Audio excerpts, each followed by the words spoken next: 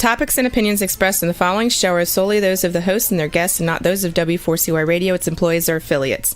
We make no recommendations or endorsements for radio show programs, services, or products mentioned on air or on our web. No liability, explicit or implied, shall be extended to W4CY Radio or its employees or affiliates.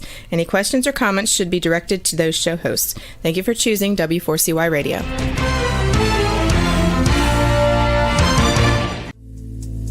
Welcome to Powerful Business Strategies, where you will find out that everything you have ever learned about growing your business is wrong. Finally, a show where you'll learn the right way to grow your business by learning business and financial strategies that your competition isn't doing.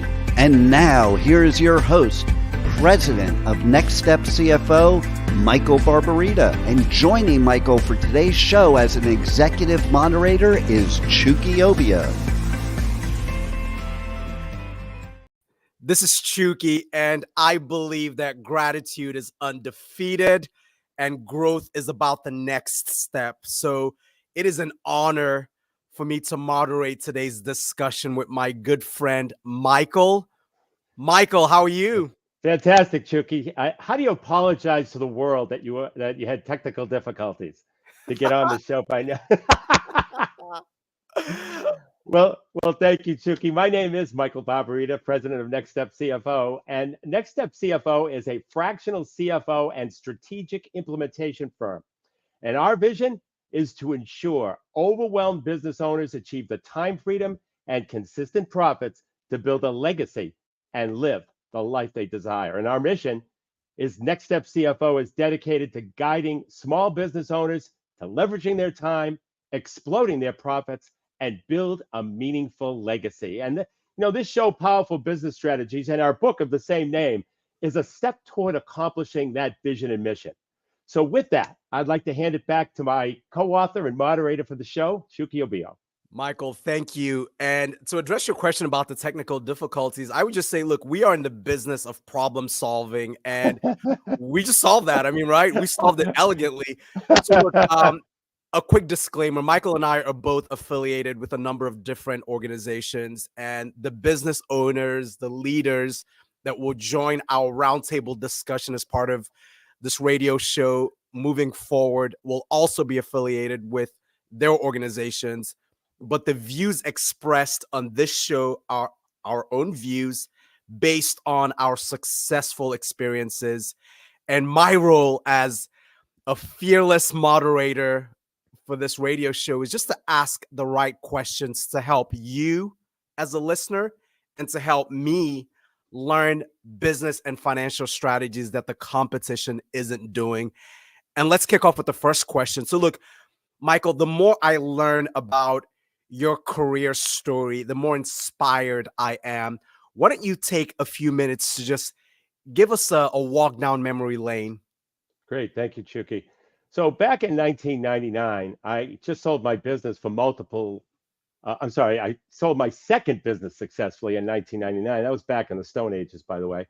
My first, my first business sold for multiple seven figures. And I got to tell you, I didn't think I could do no wrong. After owning and exiting two businesses, I just thought I had the keys to the business kingdom and that I could succeed at any business. So in all of this glory, without any experience in the medical profession whatsoever, after all, who needs that? I started an outpatient rehabilitation facility called Freedom Therapy Center. Now, in the successful businesses I owned, I implemented business strategies that my competition wasn't doing. For example, my first business was a ski specialty retail business, and we grew the company from $2.5 million to $8 million in 5 years. And a contributing factor to that growth was a strategy called a risk reversal, where the seller in the transaction takes most or all the risk. And one of the problems that the customer had in the ski industry is they never really knew if the ski they were being sold by some hotshot ski salesperson was the right ski for them. So what we did is we implemented what we called a ski guarantee, where we let the customer ski the ski 3 times.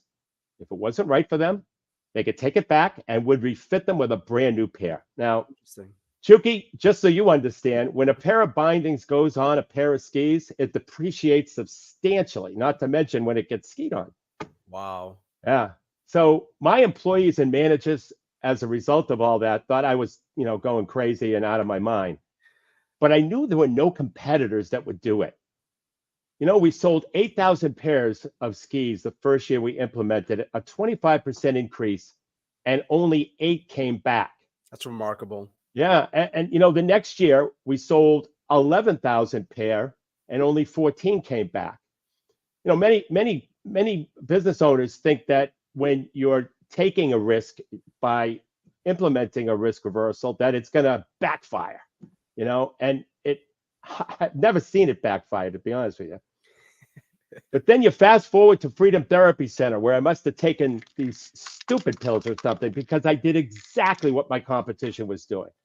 Marketing to doctors to get referrals, dropping off chocolate cakes as bribes to front office staffs to get to the doctors. And by the way, I gave away 2,000 cakes one year. I don't know. I'm almost embarrassed to say that. I offered services the exact same way my competition was doing. No risk reversals, no compelling offers, no strategic direction, no creativity, and no differentiation. And I was looking for customers who were anybody. And there were a bunch of anybodies that ended up really being nobody.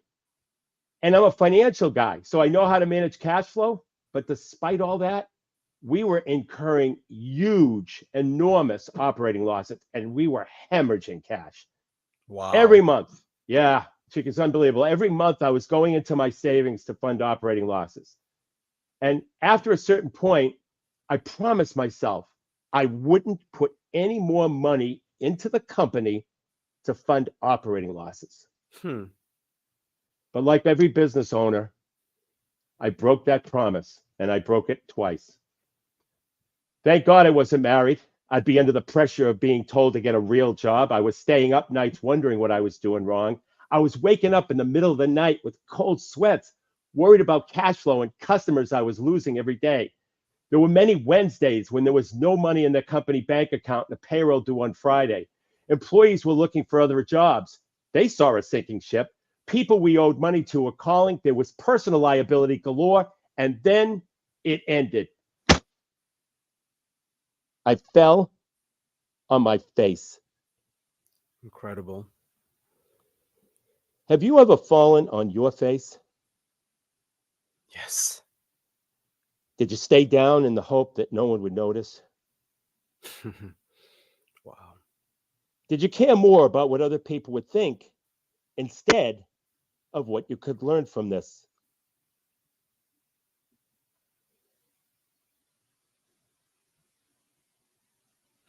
Do you think I stayed down too long? Have you ever stayed down too long? Vendors, leasing companies, banks, they all had hitmen coming after me. My ego was shot.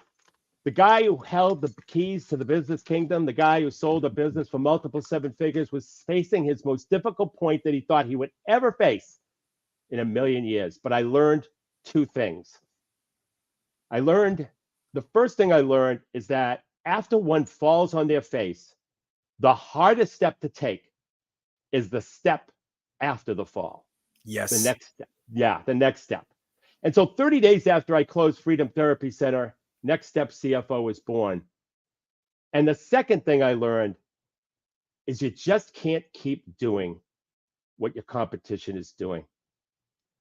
And today, I come to you all and I ask you to ask yourself, are you doing the same thing that your competition is doing?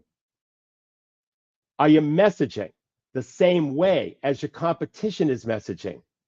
Great service, years in business, lowest price. Do you want to change that?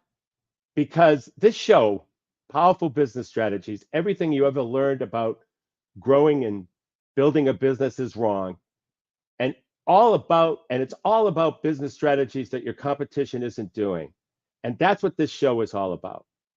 And I take it right back to you, Chuki.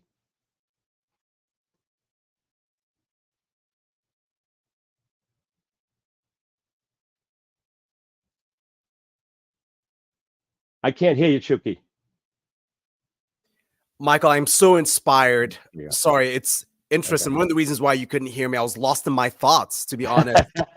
Just digesting that career trajectory and the manifestation of that with Next Step CFO as your lessons learned, right? And the more I hear about that career story, Michael, the more inspired I am. And look, you and I have been collaborating for a while. And when I think of our professional networking across multiple industries with multiple business owners, the sense is that business owners are just under a lot of pressure. So, Michael, I've got a couple of questions for you related to this, just as we build out our conversation. So, when you think of how you reconnected with not doing what the competition was doing, right? How did you have the confidence to do that? Given all the pressures, right? The pressures of growing the business, managing the business, how did you have the confidence to really focus in on what the competition wasn't doing and come up with a unique set of strategies? Well, I think you've heard of the 80-20 rule, Chuki. We wrote about it in our book. Yes. And for business, 80% of what you do, I'm sorry, yes, 20% of what you do generates 80% of the outcome, or Correct. in this case, or in many cases, 20% of what you do generates 80% of the revenue.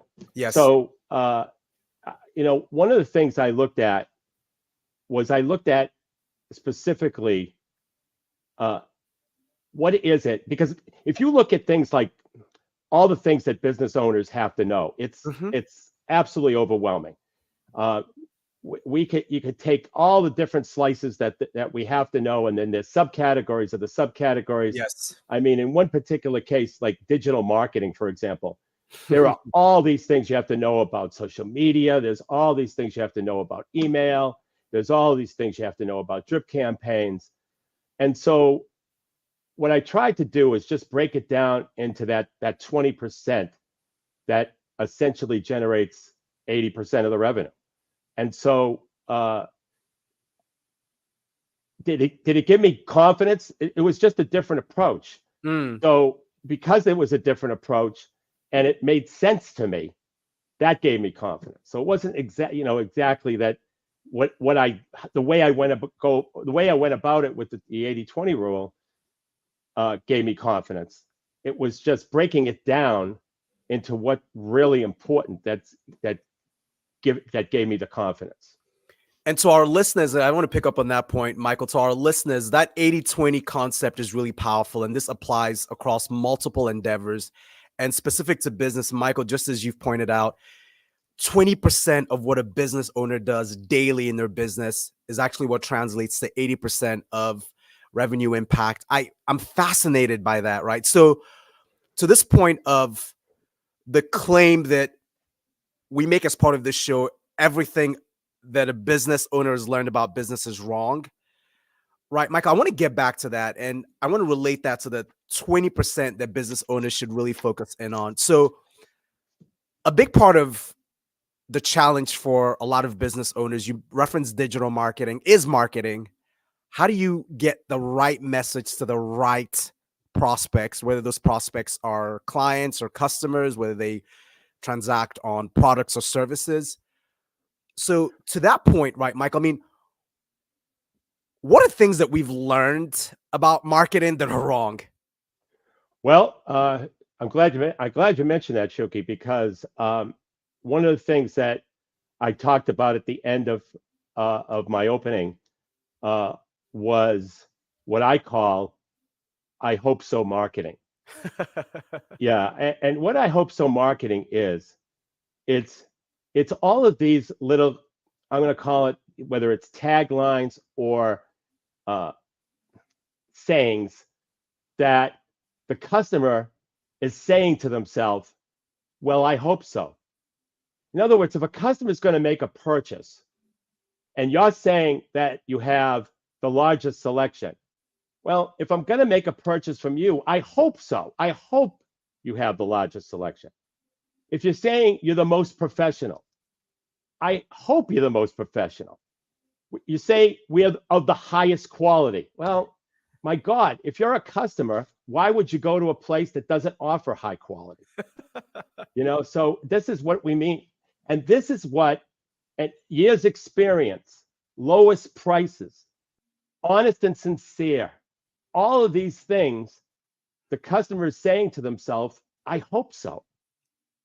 And so one of the critical components of doing what your competition isn't doing, because your competition for the most part is utilizing I hope so marketing. They're talking about the largest selection. They're talking about the lowest prices. They're talking about the best service. They're talking about being the most convenient.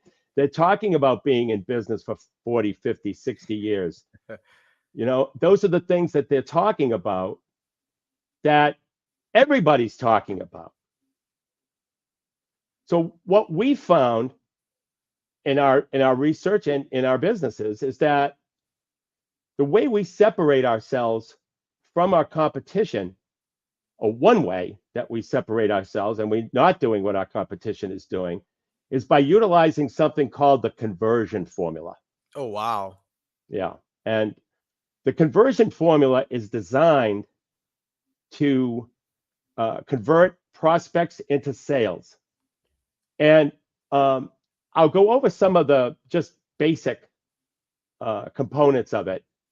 But this is something that we'll talk about in great detail in future shows for sure. Because the reason why everything most people have ever done in business is wrong is mostly centered around I hope so marketing and being tactical in their marketing versus strategic. And the conversion formula allows you to be strategic. And so look, yeah, go right ahead. I'm really intrigued by that, Michael. And, sorry that the energy and the animation on this end is just based on the fact that there were a couple of things that you shared as part of that reflection that I'm really, truly motivated by. So this I hope so marketing, as you were just taking it step by step there, Michael, and I was just thinking of a lot of the websites, business websites that I've visited, even just like in the last 6 months, last year. And you're right. That's precisely how a lot of business owners present their products and services. It's, we're the cheapest this, or we've been in business for X number of years and we've got the largest selection there. And it's really interesting to kind of think about it that way. It's like, well, I hope so. I mean, why else would you be in business if you're the most expensive or you've got the least number of selection options? Wow. So I'm really intrigued by that. And I think that's a really profound point. And perhaps to a number of our listeners, I mean, what are your thoughts? Maybe it makes sense for a number of listeners just as an action item to look at their website, their business websites, their competitors' business websites, maybe even their social media pages, and just get a sense for whether they're doing a lot of the I hope so marketing that you reference. What are your thoughts related to that, Michael? Yeah, no, it's very prevalent. And what it does, because everybody's marketing the same way, yeah, it gives the customer only one option to differentiate you from the competition, and that's price. And so everybody wonders why. See, if I talk to small business owners, they'll say price is the most important thing. But the reason why it's the most important thing is because we haven't given the customer any other reasons why they should do business with you. So it's that differentiation that's the critical component. And the conversion formula helps you be strategic in the sense that it helps you identify opportunities that your competition isn't doing. Okay, so Michael, I mean, when you hear things like, oh, there's this conversion thingy, right? Again, I'm going to speak as just, absolutely. A business owners listen to this and like, oh, Michael's this great CEO, this great CFO mind, and he's saying things like conversion formulas and equations, and I'm just trying to keep the lights on for like the next, fiscal quarter, right? So conversion formula, what does that entail? And do I need, just again, speaking as though I'm one of these business owners listening here, it's, do I need to set aside marketing dollars for this? Do I need to set aside a lot of ad dollars for this? Give me a sense Well, of well, not necessarily. I mean, that. Yep. you might either redirect your current marketing dollars, or or you might set aside additional marketing dollars once you hear or once you understand the formula. Please. And Yeah. can you walk us through the formula? I would love to take some notes on this. Yep. Be happy to. So first of all, it's important to note that the conversion formula is exactly that. It's a formula that has to go in the exact order. If you take the formula out of order, it won't work for you. Mm. And so the formula starts with what we call the captivate, which is essentially the problem that the customer has and doesn't want. Now, let me explain something. If you're a painter, let's say, and you say the problem is that my customers want to know, the problem that my customers have is they want to know what color paint to put on their in their interior into the bedroom. Correct. And the problem is every painter can solve that problem. So it has to be, you have to really think about either the problems with the industry as a whole, because that's really where I think you should start, but also problems specific to a customer's journey in deciding whether or not to buy. Interesting. So those are the things, and we have systems in place to get deep into that, so that you'll whether it's with us or somebody else, you'll be able to get really deep into understanding what the problem is. So that first step, the captivate, is really understanding the problem that the customer has and doesn't want. So then, and by the way, when you have a compelling problem that you present, it interrupts the customer. Okay, which is a very, very important point, because it's hard to get attention these days. And, tell me about it. Right, and that's why the first part of the formula is the captivate, because it interrupts the customer. Some people call it the catch line, or there's other terms that they use for it, but essentially we call it the captivate because it gets that attention. It interrupts the customer because the problem is something they need solved. And the second part of the formula we call fascinate. And the fascinate is the solution, your specific solution to the problem that the customer has and doesn't want. And it's something that the customer can't necessarily find somewhere else. But here's the interesting point. Even if they could find it somewhere else, even if the customer can find that problem somewhere else, that competitive business owner is not talking about it. You're the only one who's talking about it. Okay, that's quite interesting. So that's part of what creates the competitive advantage. That's correct. So in other words, 500 painters can offer, let's say the problem that the customer has and doesn't want is they're sick and tired of painters coming in with and making a mess and not cleaning up afterwards. Let's just say that's the problem. I'm not saying it is, but let's just, as an example, let's say that's the problem. And you offer a solution to that problem by making a specific claim that you guarantee that the house will look the same way when you leave as when you entered it. Wow. That will start to that scenario can potentially interrupt the customer, because that's a problem that might be taking place in the industry.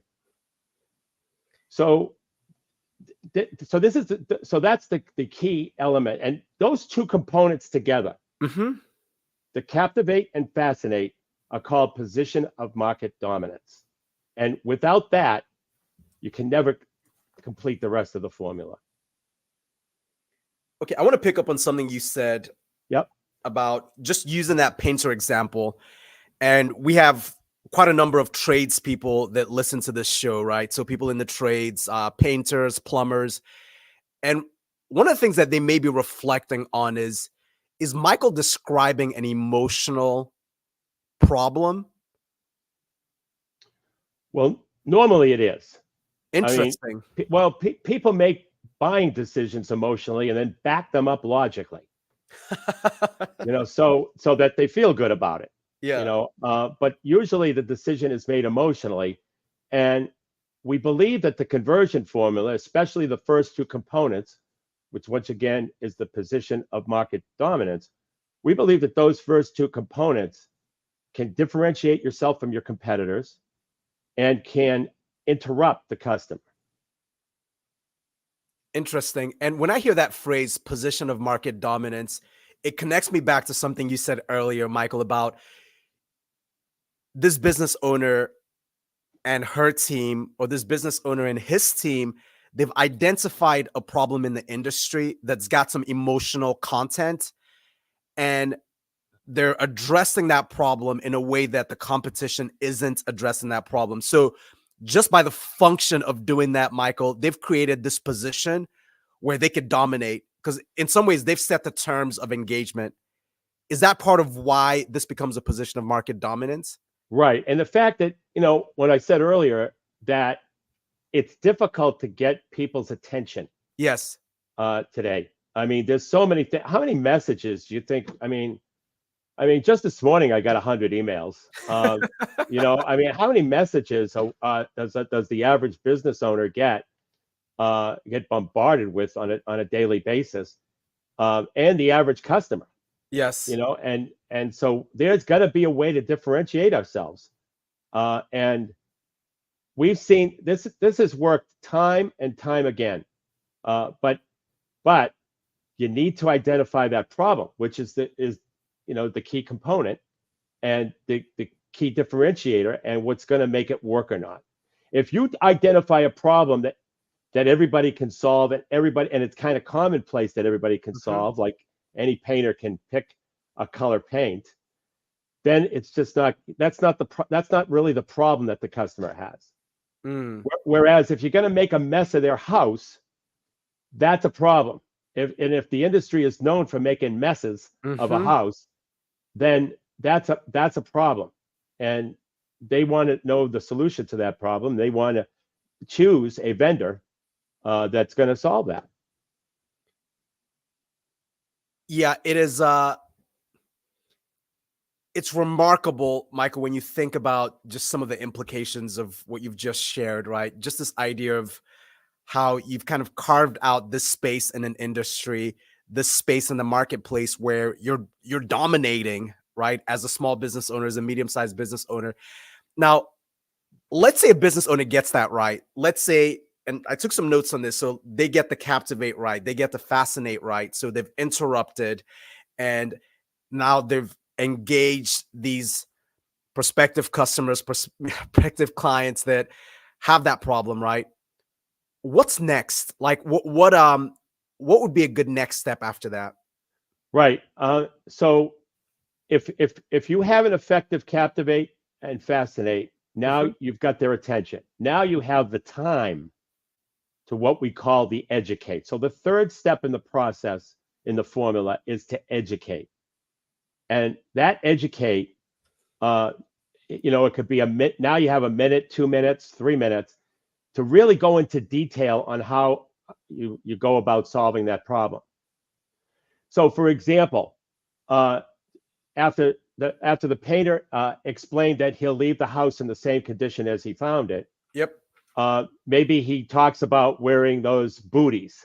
Maybe he talks about putting, if it's an interior paint job, putting how he puts a special plastic over the furniture. Correct. How they have super duper vacuums that'll clean up any lint or debris that they leave behind.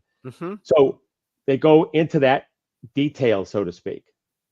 And so what the position of market dominance does, the captivate and the fascinate, is it allows you now that you've got the attention of the prospect, it allows you to now go into more detail as to how you go about solving that problem.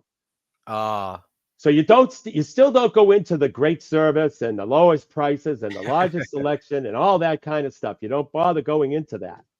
But what you do focus on is how you specifically, in more detail, solve that particular problem. That's really interesting. You know, one of the ways that I'm sort of processing this insight, Michael, and thank you, it's just a wealth of information, is it's almost like the captivate and the fascinate, you've kind of outlined a picture, and then the educate allows you to take that from like a regular HD picture to like an ultra HD picture, right? So you're adding more detail, more pixels to the picture. Right. And, you know, it's about getting attention. If your captivate and fascinate works, then you'll have more time and you'll be able to go into more detail with your educate. And it doesn't have to be long. It could be a minute, could be a half a minute. Interesting. Yeah. So, or it could be, I've seen some successful educate portions of the conversion formula last 5 and 10, 15 minutes. So it's, yeah, it's, as a matter of fact, now that I think about it, I've seen some last for hours because you have that attention, and you've hit an emotional chord when you identify a problem and provide a recommended solution. And I want to pick up on that last phrase, you've hit an emotional chord, and this allows you more time to build a trusted relationship with the prospect. So you've captivated, you've fascinated, and you've got the necessary time to educate.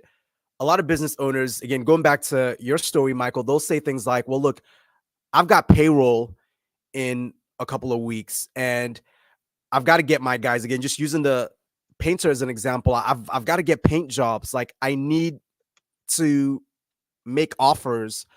So give me a sense of what do you think should come next after we've sort of captivated, fascinated, and educated? Well, here's the here it is. I think the most well, not the most important. The most important is the position of market dominance, to captivate and fascinate. But the fourth component is as an offer, and your offer needs to be so compelling that the customer can't say no. Yep. And there are several components to a compelling offer, and you know, this is something that we'll definitely dive deep into, but in today's show, and it got shortened because of the technical difficulties that we had. But in today's show, I wanted to at least explain the conversion formula, which in review, once again, is captivate, which is identifying the problem that the customer has and doesn't want. Fascinate, which is the solution that they want that they can't find. And now that you've captivated and fascinated them, you now have the time to educate them. And that education should be about the problem, a little bit more detail on how you go about solving that problem. And then finally, the offer, which needs to be so compelling that the customer, client, prospect can't say no. And so we will go into more detail as to what makes up a compelling offer next time. But Chuki, I really appreciate I appreciate your patience dealing with the technical difficulties today. Oh, no worries. Now, look, I got rewarded for that patience, to be honest with you, with this great sort of insights that you've shared, right? I mean, Michael, look, I mean, let's continue to have more technical difficulties, especially if I walk away with like 8 pieces of insight, right?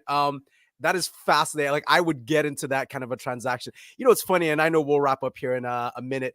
So it's really interesting. I mean, one of the things that maybe business owners didn't appreciate listening to this is when you listen to Powerful Business Strategies radio show, you may learn how to be a poet, right?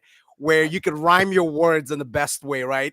You could use words like captivate and fascinate and educate, and it all flows, right, Michael? That's right. You got it. I never thought of it that way.